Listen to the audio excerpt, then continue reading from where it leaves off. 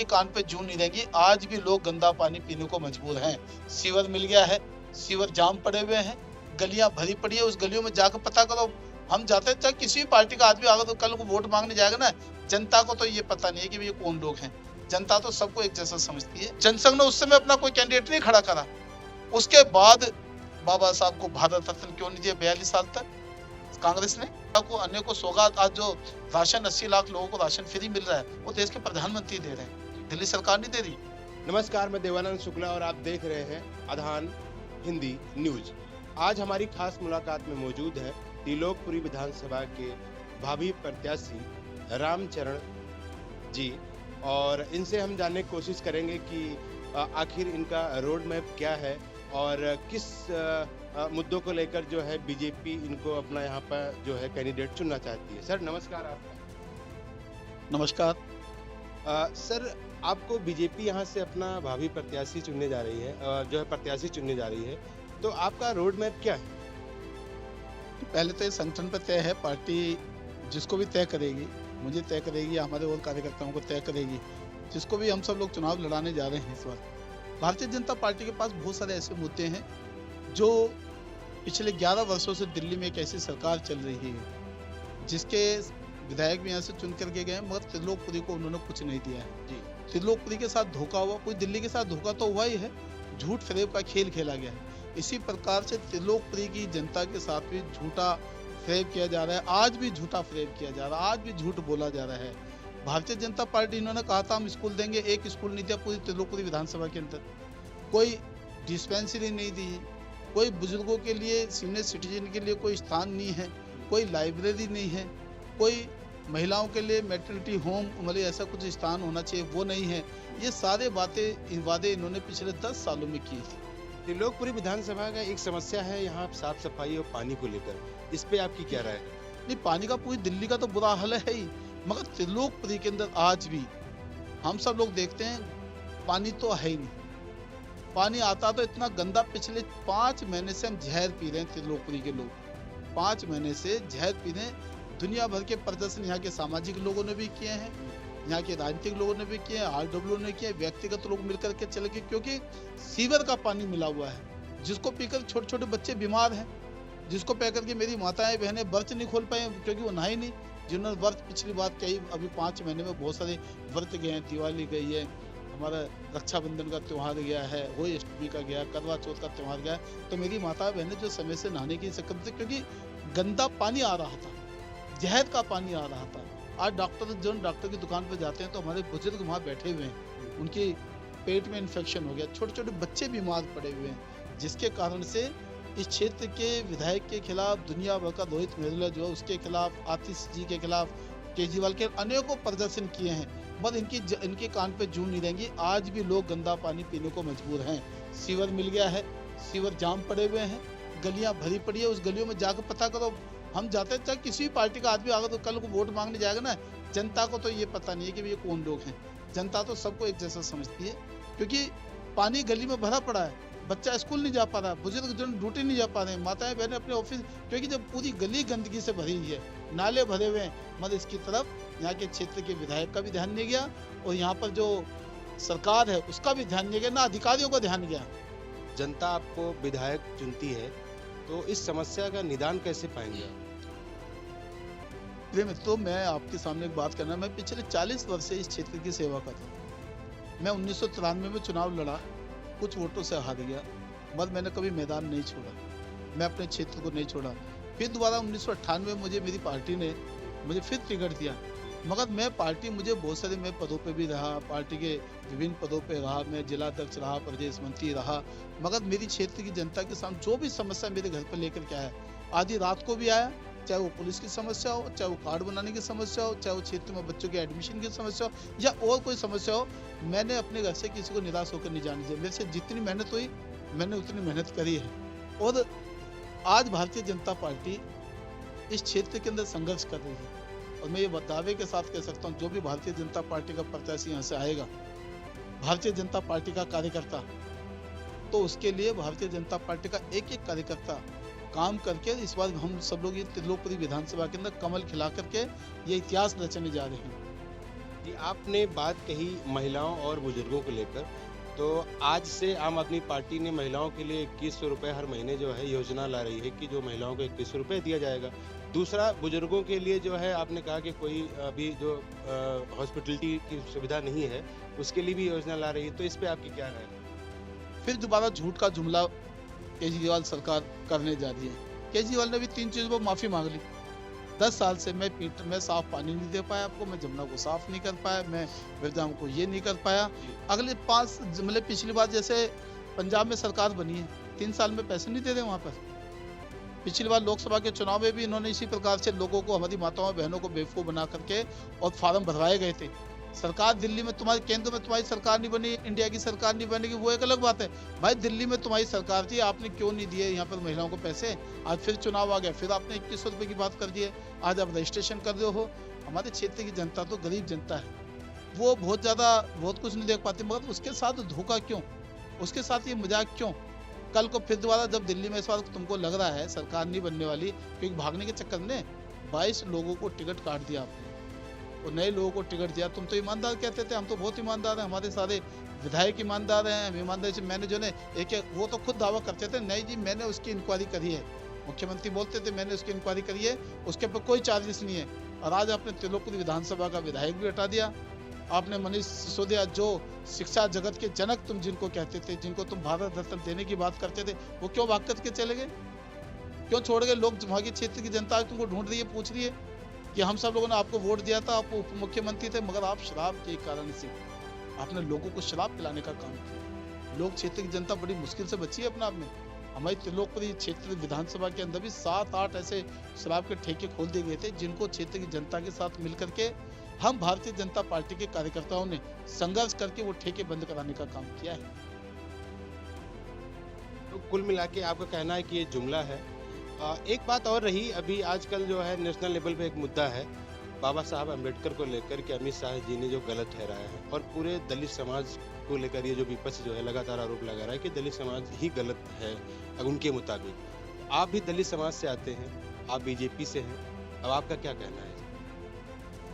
मैं वाल्मीकि समाज से संबंध रखता हूँ और पिछले कई सालों से बहुत सारी सामाजिक संस्थाओं में भी काम करता हूँ। केवल वाल्मीकि समाज की नहीं, वो जो हमारी दलित समाज की संस्थाओं में काम करता हूँ।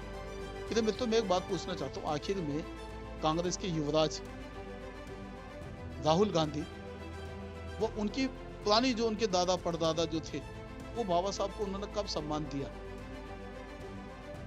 बाबा साहब चुनाव लड़े, 2 बार बाबा साहब चुनाव लड़े, 3 बार लड़े, तीसरी बार जीत पाए थे, 2 बार चुनाव लड़े, तो आखिर में उनको हराने का काम किसने किया था? यही कांग्रेस में। जनसंघ की कोई बिसात नहीं थी उस समय मगर राष्ट्रीय स्वयंसेवक संघ के द्वितीय सरसंघचालक गुरु गोलवलकर जी ने भारतीय मजदूर संघ के संस्थापक दत्तोपंत ठेंगड़ी जी को बुलाया और कहा कि डॉक्टर अम्बेडकर वहां से चुनाव लड़ रहे हैं, अपना कोई कैंडिडेट खड़ा नहीं होना चाहिए। जनसंघ ने उस समय अपना कोई कैंडिडेट नहीं खड़ा करा। उसके बाद बाबा साहब को भारत रत्न क्यों नहीं दिया 42 साल तक कांग्रेस ने?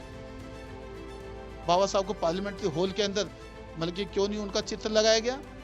बाबा साहब ने जब अंतिम सांस 26 अलीपुर रोड पर ली, तो उनको यहाँ के लोगों ने कहा कि भी राजघाट पे स्थान मिलना चाहिए बाबा साहब को। राजघाट पे जवाहरलाल नेहरू जी ने स्थान नहीं दिया, तब जाकर चैत्य भूमि दादर लेकर के उनका संस्कार वहां किया गया। दिल्ली के अंदर बाबा साहब के जो पंच तीर्थ है, उसकी स्थापना किसकी? भारतीय जनता पार्टी ने करी। जहाँ बाबा साहब का जन्म हुआ, जहाँ बाबा साहब ने अंतिम सांसें दिल्ली 26 अलीपुर रोड के अंदर ली, जहाँ बाबा साहब की चैत्य भूमि, उसको बनाने का काम हमने किया।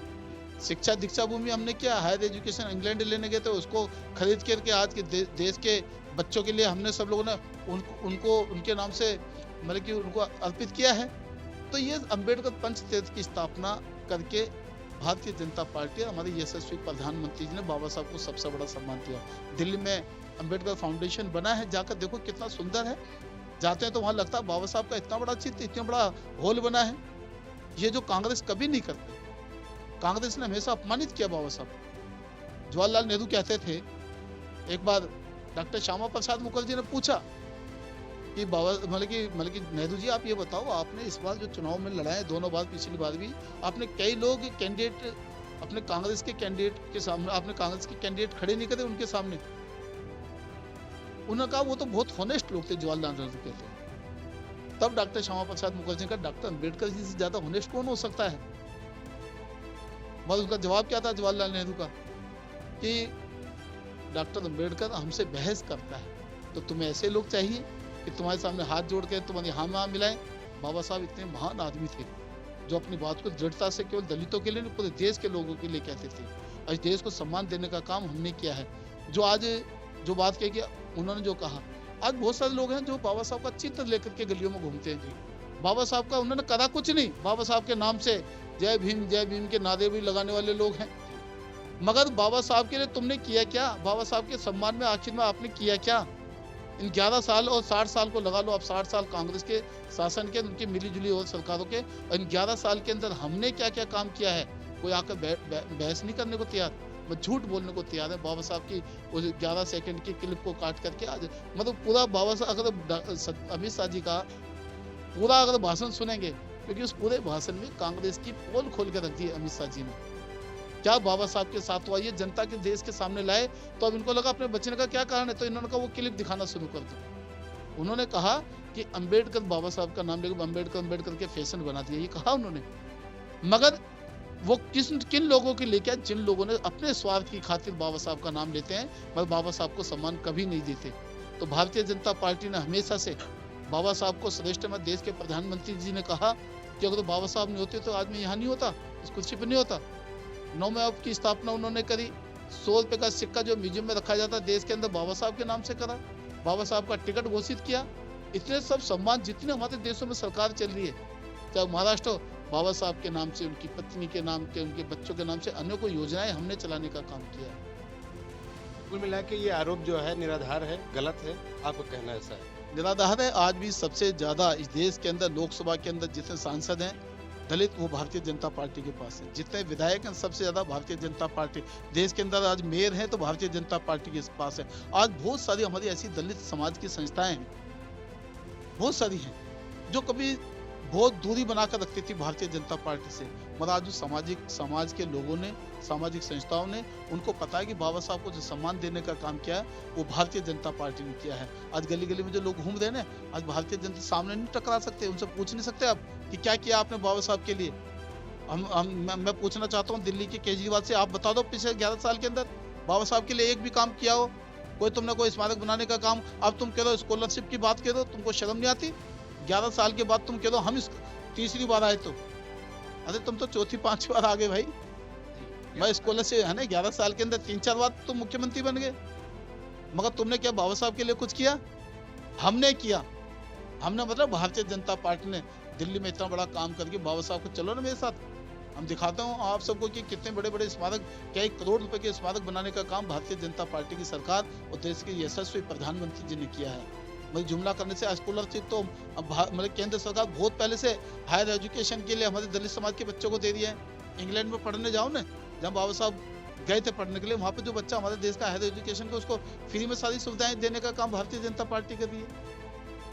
तो झूठ बोलने का जमाना, अब दिल्ली के अंदर झूठ तो नहीं चलेगा कम से कम। हाँ, जनता काफी होशियार है, आपको कहना है? मेरा मानना है कि अभी भी ये जो मूर्ख बना रहे हैं, हम जब अभी मैदान में, अभी जो भारतीय जनता पार्टी जिस दिन हम कर रहे हैं, भारतीय जनता पार्टी जिस दिन अपना प्रत्याशी घोषित कर देगी, तो हम गली गली मोहल्ले में जाकर के, आज हर गली से आवाज आ रही है कि भारतीय जनता पार्टी का उम्मीदवार हमारे बीच में जिस दिन घोषणा होगा, उस दिन भारतीय जनता पार्टी त्रिलोकपुरी के अंदर कमल खिला के रहेगी।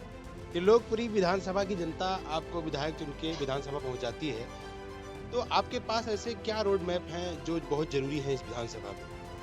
तो हमारे क्षेत्र में भी शिक्षा के और स्कूल खुलने चाहिए, अस्पताल खुलना चाहिए। हमने लाल बहादुर शास्त्री अस्पताल केवल हमारे टाइम का खुला हुआ, जो हमारी सरकार थी 1917 में। कोई आसपास में त्रिलोकपुरी विधानसभा के अंदर महिलाओं के लिए कोई ऐसा स्थान नहीं, महिलाओं के जच्चा बच्चा के अंदर कोई नहीं है, जिसकी आज बहुत आवश्यकता है। हमारे पास सीनियर सिटीजनों के लिए आवश्यकता है। हमें स्वच्छ पानी देना है अपनी क्षेत्र की जनता को, हमें सीवर बहुत अच्छे देने हैं, हमें सड़कें अच्छी देनी है। मगर जो ये लोग काम नहीं कर पाए, भ्रष्टाचार को कम करना है और क्षेत्र के उन सभी लोगों को आसानी से मिलना जो अपनी बात कहना चाहते हैं अपने जन चुने हुए प्रतिनिधि के साथ, जो आज लोग नहीं कर पा रहे हैं। आज यहाँ पर इनका मतलब कि इस त्रिलोकपुरी विधानसभा के अंदर हमारा एक निगम पार्षद है संजीव सिंह जी, नियो अशोकनगर, खूब काम करते हैं, खूब लोगों की सेवा करते हैं। मगर यहाँ पर देखो ना, आपस में झगड़ा है। अब ये इनकी रोज पोल खुल रही है क्या जी, वो तो विधायक ये कर रहा है, विधायक ने अपनी यहाँ के जो जिनको टिकट दिया भी पार्टी ने, वो क्या बोल रहे हैं सोशल मीडिया पे, क्या जी अब उसने काम नहीं किया इसलिए तो टिकट काट दिया। अरे भाई तुम ही तो उसी पार्टी के व्यक्ति हो, बच के थोड़ी जा सकते। यहाँ का निगम पार्षद आपका, दोनों निगम पार्षद आपके, आप उनके बारे में कैसे बोल सकते हो वो काम नहीं करते? इसका दोषी मैं पार्टी का कार्यकर्ता हूँ, तो भारतीय जनता पार्टी का कोई चुनाव प्रतिनिधि कार्य काम नहीं कर रहा, उसका दोषी मैं भी हूँ ना, क्योंकि मैं उसी पार्टी से संबंध रखता हूँ। तो हमारी जो प्रत्याशी है, हमारी छोटी बहन, वो आज गली गली में वो भी ये कहती है, अब वो ये कहता है कि मैंने कितना काम नहीं किया जी। विधायक कहता है वहाँ वो लोगों के बीच में जा रहा है जी, बताओ जी मैंने काम नहीं किया क्या? ये सब सोशल मीडिया पर हैं, हम नहीं कह रहे, ये आपस में कह रहे हैं। ये जनता इनका तमाशा देख रही है, और तमाशा इंतजार कर रही है फरवरी तक का। जिस दिन फरवरी आएगी, चुनाव डेट हो जाएंगे, उस दिन इनका सुपड़ा साफ हो जाएगा यहाँ से। आप त्रिलोकपुरी विधानसभा की जनता को हमारे माध्यम से क्या संदेश देना चाहते हैं? मैं अपनी त्रिलोकपुरी की देवतुल्य जनता को यही निवेदन करना चाहता हूँ, मैं आपके बीच में पिछले 40 वर्षों से, मेरे पर कोई ऐसी मतलब कि मैं कभी चुना नहीं गया यहाँ से, फिर भी आपके बीच में हमेशा से काम करता हूँ। आपके सेवक के रूप में भी काम किया मैंने। आपके आधी रात को कोई किसी प्रकार की जरूरत पड़ी, मुझसे वो काम हुआ या नहीं हुआ, मैंने पूरी ईमानदारी के साथ उनकी सेवा की है। मैं केवल इतना निवेदन करना चाहता हूँ, ये भ्रष्ट सरकार जो चल रही है उसके बहकाव में, उसके झूठे जुमलों में मत आओ। ये जो झूठे फैला रहे हैं, खटाखट देने के बाद, पैसा 1 लाख रुपए देने के बाद, कांग्रेस ने भी करी थी, नहीं दे पाए, लोग ढूंढ रहे उनको अपने क्षेत्र में जहाँ सरकारें नहीं कर पाई। ऐसा ही काम इस क्षेत्र का जो बहरूफिया एक दिल्ली का मुख्यमंत्री रहा है, वह भी झूठ बोलता था, उसके झूठ के बहकाव में मत आए। मैं अपने क्षेत्र की जनता से यही निवेदन करता हूँ, भारतीय जनता पार्टी यहाँ पर जीत करके आएगी तो केंद्र में देश के यशस्वी प्रधानमंत्री, जिन्होंने कोरोना काल के अंदर इस देश की, दिल्ली की जनता के लिए बहुत बचाने का काम किया, दिल्ली की जनता को अन्य को सौगात, आज जो राशन 80 लाख लोगों को राशन फ्री मिल रहा है, वो देश के प्रधानमंत्री दे रहे हैं, दिल्ली सरकार नहीं दे रही। दिल्ली के लोगों के साथ तो ये धोखा हुआ है कि आयुष्मान योजना जो गरीब आदमी के लिए पूरे देश में लागू है, 5 लाख रुपए का इलाज, 5 लाख रुपए का फ्री में इलाज, आज दिल्ली सरकार ने इसलिए नहीं लागू किया क्योंकि मोदी जी का नाम ना हो जाए। अरे भाई, मोदी जी के चक्कर में आपने दिल्ली के लोगों को मतलब उस इतनी बड़ी योजना से आपने उसको कंफ्यूज कर दिया, उसको मतलब उस योजना को लेने नहीं दिया। आप राशन कार्ड नहीं बना रहे हो पिछले 7 साल से, आप पेंशन नहीं दे रहे हो। तो मैं अपनी देवतुल्य जनता को यही निवेदन करना चाहता हूँ, प्रार्थना करना चाहता हूँ, अब केजरीवाल के झूठे बहकाव मत आओ। केजरीवाल केवल झूठ का पुलिंदा है, वो रंग बदलता गिरगिट से ज्यादा, फिर दोबारा माफी मांगेगा जी मैं ये नहीं कर पाया। तो मेरा तो यही प्रार्थना है कि भारतीय जनता पार्टी के जो भी प्रत्याशी आपके बीच में आएगा उसको जिता कर भेजो। मैं पूरे विश्वास के साथ कहता हूँ, हम आपकी सेवा बिल्कुल ईमानदारी से, जैसे हमारे सुनील वैद्य जी ने पिछले 5 साल का मौका मिला था, बहुत सारे, चाहे वो धार्मिक क्षेत्र के कुछ स्थान हो, क्षेत्र के अंदर जो अशोकनगर हमारा बहुत बड़ा ऐसा क्षेत्र है जिसके अंदर सड़कें नहीं बनी थी, उस सड़कों को बनाने का काम हमारे मतलब कहीं से ही फंड ला करके हमारे जो ने सुनील वैद्य जी ने किए थे। उनके जो बहुत सारी जो उनकी योजनाएं थी, उन्होंने उद्घाटन किया था यहाँ पर जच्चा बच्चा केंद्र का भी। एक अशोकनगर के अंदर हम बरात घर बनाना चाहते थे, नाले वाला रोड बनाना चाहते थे, मगर हमको पूरा टाइम नहीं मिला। कांग्रेस के पास भी इतना समय था, 11 साल से दिल्ली की ये भ्रष्ट सरकार यहाँ पर काम कर रही है। तो ये सारे काम अधूरे हैं जिनको भारतीय जनता पार्टी सरकार बनाने के बाद, त्रिलोकपुरी में कमल खिलाने के बाद पूरा करने का वादा करती है। जी, आपने हम अपना जो है कीमती टाइम हमारे संस्थान को दिया, इसलिए आपको सभी बहुत बहुत धन्यवाद। धन्यवाद भाई साहब, बहुत बहुत आपका भी।